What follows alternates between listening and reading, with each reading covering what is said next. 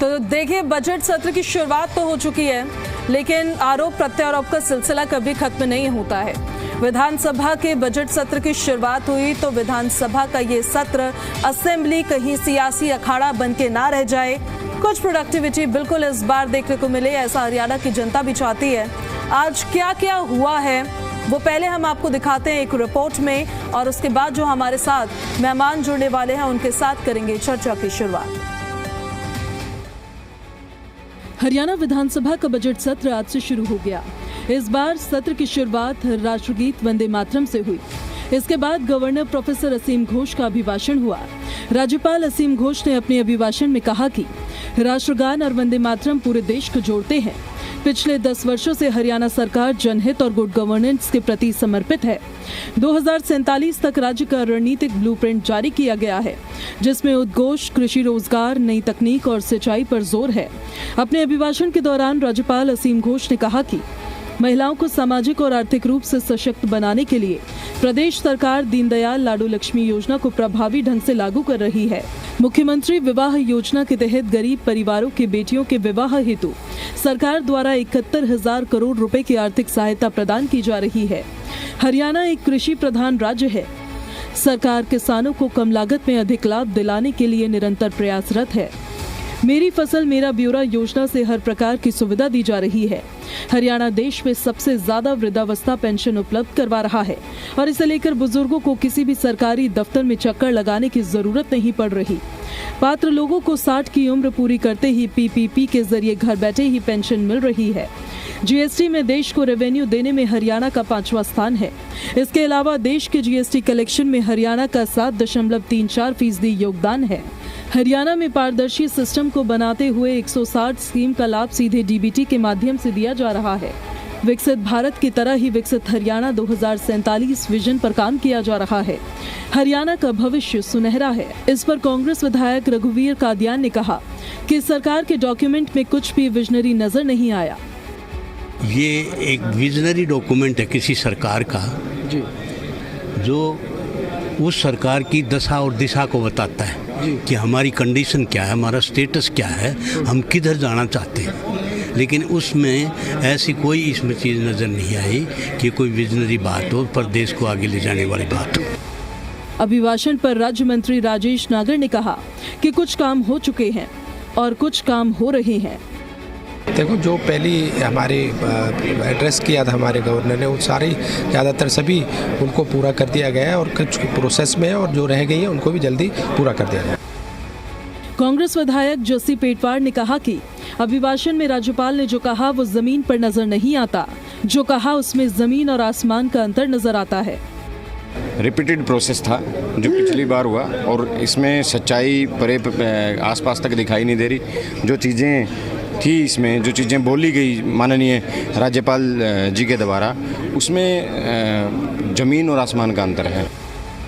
हरियाणा सरकार में मंत्री अरविंद शर्मा और मंत्री श्याम सिंह राणा ने कहा कि भाषण अच्छा था, सरकार का विजन पेश किया गया कि सरकार आखिर कैसे काम करेगी। असीम घोष जी ने अपना विजन प्रस्तुत किया, सरकार का विजन कि भाई आने वाले समय में और इस बजट में 2026-27 में सरकार कैसे काम करे। हरियाणा की सारी पूरे साल की जो उन्होंने कहा वो प्रदेश के हित की बात थी। राज्यपाल ने कई विधेयकों के संशोधन पर भी मोहर लगा दी।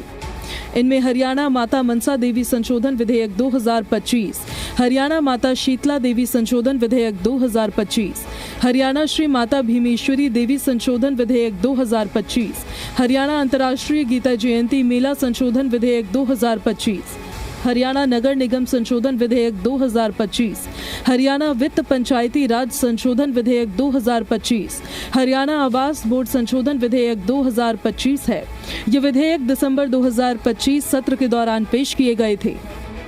तो वहीं कांग्रेस विधायक देवेंद्र हंस के मुद्दे को भी सदन में उठाया गया। ऐसे में देखना ये होगा कि सदन की इस बार की कार्यवाही कितनी प्रोडक्टिव रहती है, या छींटाकसी के इस दौर में ये सदन की कार्रवाई भी सिर्फ और सिर्फ हंगामे की भेंट ही चढ़ जाएगी। ब्यूरो रिपोर्ट, जी मीडिया।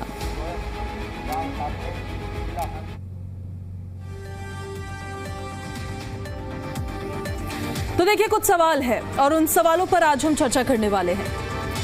पहला सवाल जो रहने वाला है वो ये होगा कि बजट सत्र में क्या इस बार मुद्दों पर बात हो पाएगी। ये पहला सवाल है, इस पर बात करेंगे हम। क्या जनता से जुड़े मुद्दों पर इस बार बात हो पाएगी, जनता से जुड़े मुद्दों पर गंभीर चर्चा हो पाएगी। दूसरा सवाल है, क्या इस बार भी हंगामे की भेंट तो नहीं चढ़ जाएगी सदन की कार्रवाई, सिर्फ आरोप प्रत्यारोप का सिलसिला तो जारी नहीं रहेगा। कितनी प्रोडक्टिविटी इस सदन की रहेगी, ये भी देखना बेहद दिलचस्प होगा। हरियाणा की जनता के मुद्दों पर कितनी बात हो पाएगी बजट सत्र में, इस बार जनता से जुड़े हुए जो तमाम मुद्दे हैं जो विपक्ष उठाना चाहता है, क्या उस पर चर्चा हो पाएगी या वॉकआउट जैसी स्थिति देखने को मिलेगी, या फिर बेहद दिलचस्प हो जाता है जानना जब असेंबली चल रही होती है, कार्यवाही हो रही होती है, तो वो सियासी अखाड़ा न बन के रह जाए, विधानसभा में तमाम मुद्दों को उठाया जाए, उस पर बात की जाए, सरकार से सवाल भी किया जाए तो सरकार का उस पर जवाब भी आए।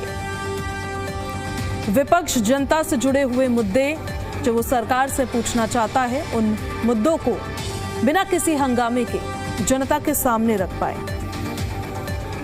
20 फरवरी 2026 हरियाणा विधानसभा का बजट सत्र शुरू हो चुका है और राष्ट्रगीत वंदे मातरम से इसकी शुरुआत हुई है। राज्यपाल असीम घोष का अभिभाषण हुआ आज। उन्होंने विकसित हरियाणा 2047 का जो विजन है वो सबके सामने रखा, जिसमें महिलाओं, किसानों, पेंशन और जीएसटी पर सरकार के जो तमाम दावे हैं, सरकार का जो विजनरी डॉक्यूमेंट है उसको उन्होंने सामने रखा है। लेकिन सवाल यह है कि क्या सदन में विकास की गंभीर चर्चा होगी या फिर हाउसिंग बोर्ड के HSVP में विलय जैसे मुद्दों पर सियासी घमासान मचा रहेगा।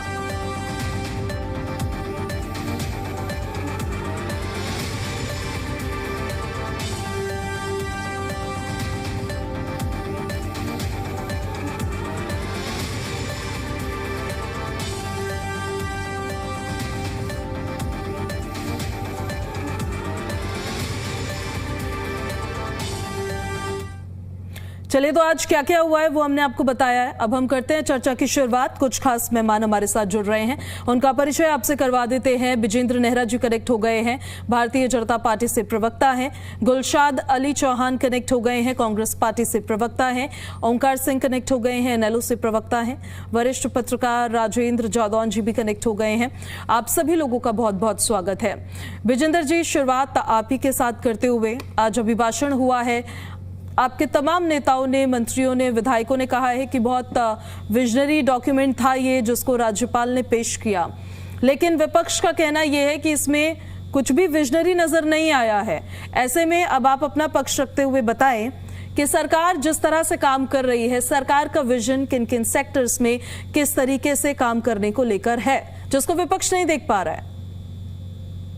देखिए पूजा जी, भारतीय जनता पार्टी की ये सरकार माननीय मुख्यमंत्री श्री नायब सैनी जी के नेतृत्व में हरियाणा प्रदेश की जो जनता है उसके विकास के लिए, उसके कल्याण के लिए समर्पित है और हरियाणा की जनता के हित में हम लोग बजट लेकर के आएंगे।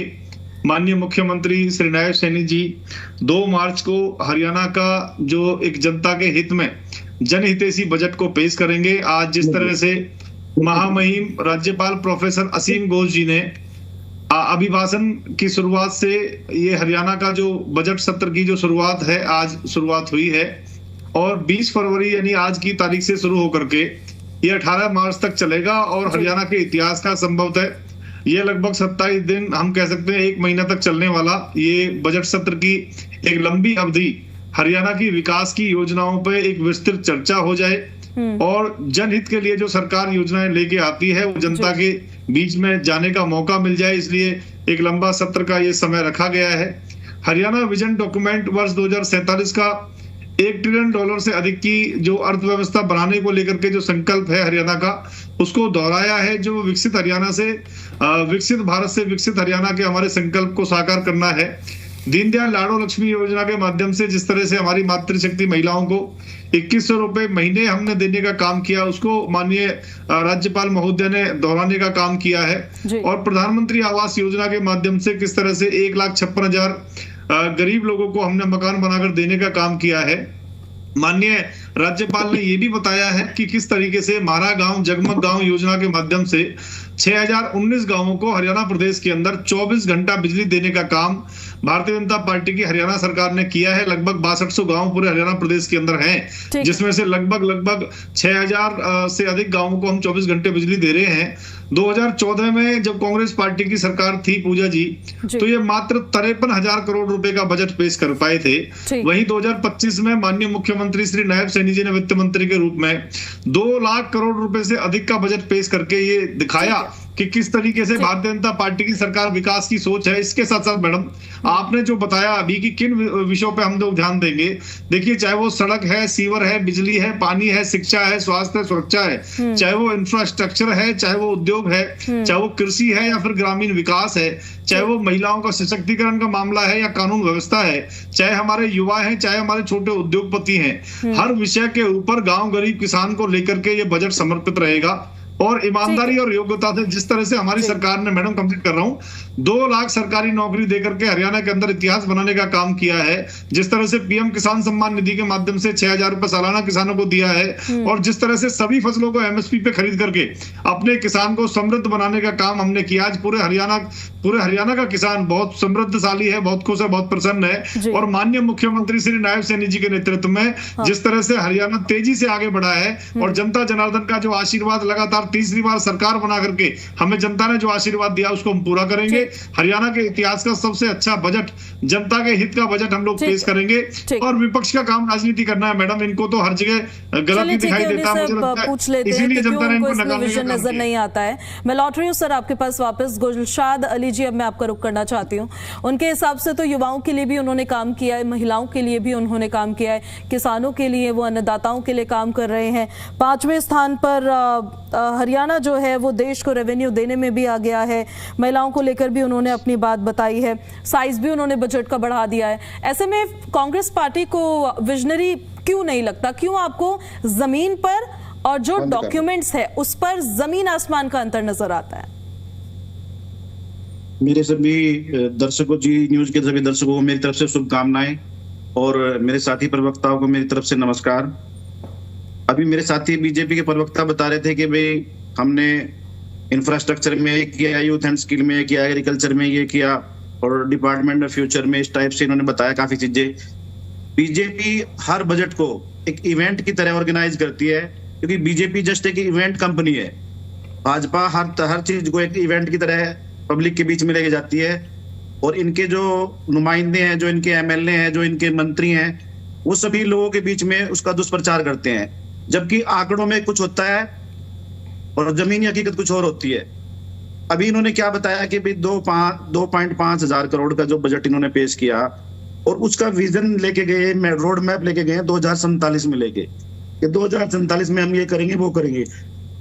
लेकिन अभी जो हमारा जो सेशन है हमारा 2026-27, उसमें इन्होंने एग्रीकल्चर सेक्टर में क्या दिया, स्पोर्ट्स जो कि हरियाणा का एक तरह से मुख्य था, एक तरह से स्पोर्ट्स में हरियाणा बहुत ही एक तरह से राइज किया था भूपेंद्र हुड्डा की जो स्पोर्ट्स पॉलिसी थी उसके अकॉर्डिंग, और उसके अनुसार ही हम कॉमनवेल्थ में इतने गोल्ड मेडल लेके आए थे और ओलंपिक में लेके आए थे। उसके बावजूद इन्होंने क्या दिया भाई, आज जो खिलाड़ी हैं हमारे परेशान है, उनके लिए फंड नहीं है। दूसरा, एजुकेशन सेक्टर में सिर्फ इन्होंने 13% का वो किया है एलोकेशन, हेल्थ में भी इन्होंने घटाया है। और दूसरा, इन्होंने एआई के लिए एक तरह से 200 शायद 20 करोड़ रुपए इन्होंने अलॉटमेंट किया है, जो कि बहुत ही एक तरह से कम है। तो ये क्या करते हैं, ढिंडोरा ज्यादा पीटते हैं, लेकिन होता है एक झुनझुना इनके हाथ में। बीजेपी का ये जो प्रोपेगेंडा है ना, तो ये क्या है, सिर्फ अपने इवेंट कंपनी के रूप में लेते हैं इसको जी।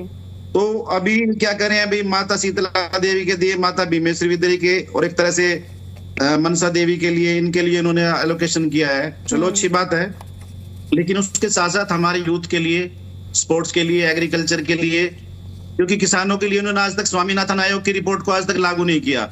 अगर इनकी नीति और नियत साफ है तो इनको स्वामीनाथन आयोग की रिपोर्ट लागू करनी चाहिए, क्योंकि इन्होंने, इनका मैनिफेस्टो था जो केंद्रीय, जिस टाइम प्रधानमंत्री मोदी जी 2014 में आए थे, तो सबसे पहले इनका यही एजेंडा था, और इसी को लेकर के हमारे बीच में आए थे।